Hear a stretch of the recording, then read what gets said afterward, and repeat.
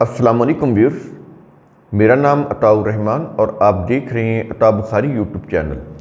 قرآن کریم کی مسلسل ایکسپوزیشن کے سلسلہ میں آج ہم سورہ آل عمران کی آیت نمبر 88 کی ایکسپوزیشن کریں گے۔ تو شروع کرنے سے پہلے پچھلی آیات سے اس کا ایک ریکیپ ذرا سمجھ لیں۔ تو پیچھے بات ہو رہی تھی قوم الظالمین، جو ظالمین کی جو قوم ہوتی ہے وہ چونکہ اپنے ظلم پر مصر رہتی ہے، اس لیے وہ واضح دلائل کو بھی نہیں مانتی اور اپنے راستے سے بھٹک جاتی ہے، اپنا راستہ گم کر لیتی ہے، وہ اپنے منزل تک نہیں پہنچ سکتی۔ تو اس میں پھر یہ کہا گیا چونکہ وہ مصر رہتے ہیں اپنے ظلم پر، اس لیے پھر ان کو راستہ بھی نہیں ملتا، ہدایت بھی نہیں ملتی۔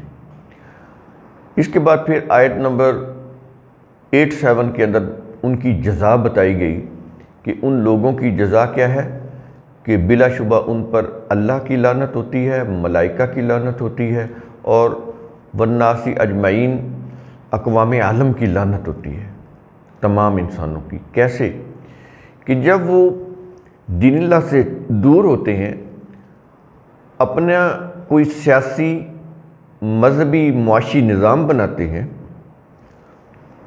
معاشرتی کوئی نظام بناتے ہیں، تو کتاب اللہ سے دور ہونے کی وجہ سے، اپنی مفاد پرستیوں میں پڑ جانے کی وجہ سے، دین اللہ کے وہ جو خوشگوار ثمرات ہوتے ہیں اللہ کے نظام کے، ان سے وہ محروم ہو جاتے ہیں۔ اور ملائکہ کی لعنت کیا ہے کہ سائنس اور ٹیکنالوجی کا علم حاصل نہ کرنے کی وجہ سے، ڈسکوریز نہ کرنے کی وجہ سے وہ غربت، افلاس، بھوک کے عذاب میں مبتلا ہو جاتے ہیں، کیونکہ یہ جو کائنات ہے اس کے اندر اللہ کی فزیکل لاز کام کر رہے ہیں۔ تمام کائنات میٹر سے بنی ہے، مادہ سے، اور اللہ نے اس کو بالحق قرار دیا ہے۔ تو اس بالحق کائنات کو جو میٹر سے بنی ہے، اس کو حقیر سمجھنا، اس کو مکھی کے پر کے برابر سمجھنا، اور اس کے اندر جو اللہ کے قوانین ہیں، جیسے سورج کے اندر اللہ کے قوانین ہیں اور سورج وہ ان قوانین کی روح سے کام کر رہا ہے، ایسے زمین کی گردش ہے، اس کی کشش ثقل ہے، اس کی مقناطیسی قوت ہے، تو یہ اللہ کے قوانین کی روح سے ہے نا، جو فزیکل لاز ہے، یہ بھی برحق ہے۔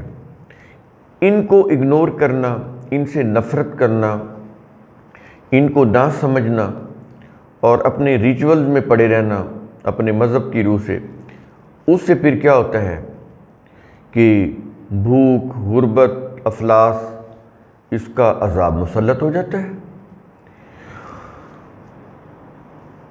اور اگر ان کو سمجھا جائے تو وہ قوم خوشحال ہو جاتی ہے، اس کے پاس سائنسی علوم، ٹیکنالوجی کے علوم، اس کی روح سے وہ آگے بڑھتی ہے۔ دنیا میں جتنی بھی پروگرس ہو رہی ہے وہ یہ جو کائنات، اس کے اندر جو فزیکل لاز ہیں، یہ جو میٹر ہے، اس کو سمجھنے کی وجہ سے ہو رہی ہے۔ آپ کوئی میڈیسن بنانا چاہتے ہیں، کوئی کسی بیماری کی تشخیص کرنا چاہتے ہیں، سولر انرجی ہے، کوئی بھی چیز ہے، تو اس کے اندر کیا چیز ہے؟ یہ اللہ کے قوانین ہیں، ان کو سمجھنا اور اس کی روح سے ڈسکوریز کرنا۔ تو انہوں نے دنیا کو حقیر سمجھا، تو جو ملائکہ یعنی کائناتی قوتوں کی جو برکات ہیں اس سے وہ محروم ہو گئے۔ تو یہ ملائکہ کی لعنت ہو گئی۔ والناس اجمعین، وہ ایسے ہوا کہ جب انہوں نے اس قسم کی روایات کو دین بنایا کہ جیسے غزوہ ہند، اب دوسروں کو اپنا دشمن بنا لیا کہ ہم اس کو فتح کریں گے، یہ عقیدہ بنا لیا کہ بس ہم حق پر ہیں، باقی سب جو ہیں وہ باطل پر ہیں، تو ان سے ان کی حکومت چھین لیں، ان کو قتل کر دیں، تو یا وہ کلمہ پڑھ کے مسلمان ہو جائیں یا ان کو قتل کر دیں، ان کی حکومت کے اوپر قبضہ کر لیں، ان کی مملکت کے اوپر قبضہ کر لیں۔ یہی پڑھایا جاتا ہے نا مذہب کے اندر۔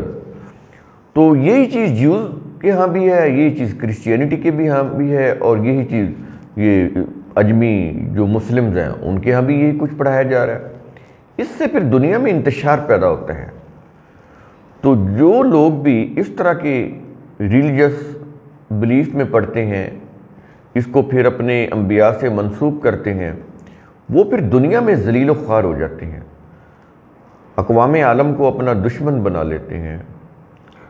تو اس سے پھر یہ چونکہ دنیا ایک گلوبل ولیج ہے، بن چکی ہے گلوبل ولیج انٹرنیٹ کی وجہ سے، تو اس دنیا میں آپ ساری دنیا سے ٹکر تو نہیں لے سکتے، آپ نے ان کے ساتھ مل کر چلنا ہوتا ہے۔ اگر آپ ان کے ساتھ انصاف کے ساتھ چلیں گے تو وہ بھی آپ کے ساتھ اچھے انداز سے چلیں گے۔ اگر آپ ان کے متعلق یہ خیال رکھیں گے کہ ہمارے مذہب میں ہے کہ یہ باطل پہ ہیں، ان کی حکومت کو ہم چھین لیں، ان کے ملک کو ہم فتح کر لیں، یہ کلمہ پڑھ کے مسلمان ہو جائیں، یا پھر ہماری تلواروں کے نیچے کٹنے کے لیے تیار ہو جائیں، اس قسم کے جب اب عقائد کو پھیلائیں گے، ان کی نشر و اشاعت کریں گے، تو پھر دنیا آپ کو دہشت گرد کہے گی۔ اور یہ چیز ہوئی پھر جب انہوں نے جہاد، حالانکہ اس کے معنی جد و جہد ہے، سٹرگل، ایفرٹس، اس کے اندر قتال ہے ہی نہیں، تو جب اس کی روح سے انہوں نے وہ چیز بنائی تو پھر انہوں نے اقوام عالم کو بھی اپنا دشمن بنا لیا۔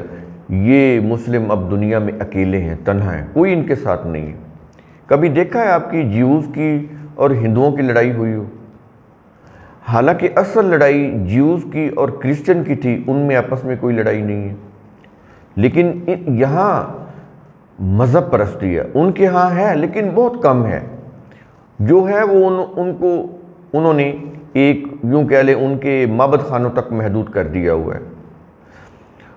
یہاں گلی گلی، محلے محلے میں، گھر گھر میں مذہب رائج ہے، مذہبی شدت پسندی، مذہبی تعصبات، اس کی روح سے ہمارے اندر نہ برداشت ہے، نہ رواداری ہے، نہ ہم دنیا کے مسائل کو سمجھنے کے قابل ہیں۔ تو اس وجہ سے ہم نے ساری دنیا کو ہی اپنا دشمن بنا لیا، اور جو بھی بات ہوتی ہے ہم کہتے ہیں کہ یہ یہودی سازش ہے، یہ عیسائیوں کی سازش ہے، یہ ہندوؤں کی سازش ہے، اپنے جرائم ہمیں نظر نہیں آ رہے۔ تو یہ ہے والناس اجمعین، انسانوں کی لعنت وہ ایسے پڑتی ہے کہ آپ اس قابل ہی نہیں رہ جاتے کہ آپ ان کے ساتھ چل سکیں، یا وہ آپ کے ساتھ چل سکیں، یا کسی معاملے میں وہ آپ کی تائید کریں۔ کبھی ہوا ہے کسی غیر مسلم نے، یا ایون یہ جو مسلم کنٹریز ہیں یہ بھی ایک دوسرے کے دشمن ہیں، ایک پلیٹ فارم کے اوپر وہ کسی کی تائید و توثیق کرنے کے لیے بھی تیار نہیں ہے، آپس میں بھی ایک دوسرے کی ہیلپ کرنے کے لیے تیار نہیں ہے۔ تو یہ ہے انسانوں کی یعنی تمام انسانوں کی لعنت۔ تو وہ چیز ہم نے آپ کو بتائی۔ اب ہم آتے ہیں اس ریکیپ کے بعد، کیونکہ یہ چیزیں سمجھنی بہت ضروری ہیں، اب ہم آتے ہیں آیت نمبر 8 پر۔ تو یہ شروع ہو رہی ہے انہی سے متعلق جو لعنت میں مبتلا ہے۔ کہتا ہے خالدین فیہا، وہ اس میں ہمیشہ ہمیشہ رہنے والے ہوں گے۔ کس میں؟ اس لعنت میں۔ اللہ کی لعنت، ملائکہ کی لعنت، انسانوں کی لعنت، اس میں ہمیشہ ہمیشہ رہنے والے ہوں گے۔ اور آگے کہہ رہا ہے کہ لا یخفف عنہم العذاب، نہ ان سے عذاب کم کیا جائے گا، ولا ہم ینظرون، اور نہ ہی ان کو مہلت دی جائے گی، یعنی ان کا مکافات عمل اسی دنیا سے شروع ہو جائے گا۔ یہ مذہب نہیں ہے جو بتاتا ہے کہ آخرت میں کوئی جنت ملے گی، جہنم ملے گی، نو، یہ اللہ کا قرآن ہے، اس کا قانون ہے۔ اسی دنیا سے جنت کا یعنی جنتی زندگی شروع ہو جاتی ہے، اور اسی دنیا سے جہنمی زندگی شروع ہو جاتی ہے۔ کوئی کام آپ اچھا اور برا کرتے ہیں، اس کے مطابق آپ کا فیصلہ ہوتا چلا جاتا ہے، اس دنیا میں بھی اور آخرت میں بھی۔ تو یہ جو 3 قسم کی جو لعنتیں بتائی گئی ہیں، ان کے اندر مبتلا رہنے والی قوم کا عذاب کبھی کم نہیں ہوتا۔ یہ مسلم قوم کرسچین کے بعد دنیا میں دوسرے نمبر پہ ہیں تعداد کے اعتبار سے، لیکن آپ یہ دیکھ رہے ہیں پوری دنیا میں ذلیل اور خوار ہو رہے ہیں. کیوں؟